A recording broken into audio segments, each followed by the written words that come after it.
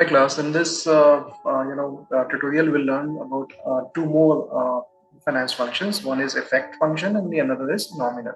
So the effect function, as the name is suggesting, it is basically referring to the effective interest rate.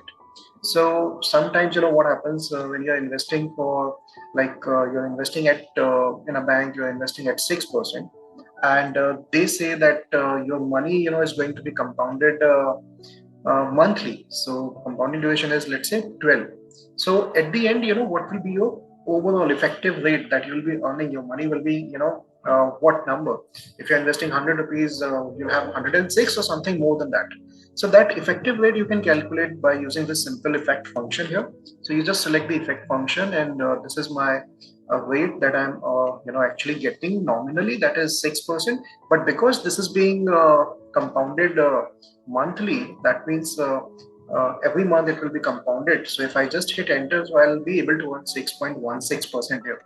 So my 100 and my 100 rupees of investment growing by 6% and being compounded monthly will actually be 106.16 rupees, not 106. So that's something you need to understand. And similarly, if someone is offering you let's say effective rate of 7%, and I want to offer my clients an effective rate of 7%, and the compounding duration, let's say, is 12.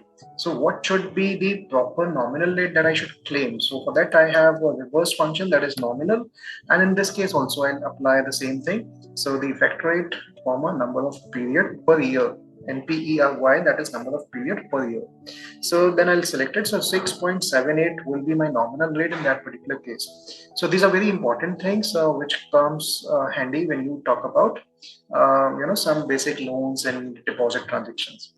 If you have invested 100 rupees, then in effective rate we have seen that this will be if it is being compounded 12 times in a year, so my effective rate will be 6.16. If I say my compounding duration is quarterly, then in that case it will be slightly lesser than that monthly compounding. That will be 6.13.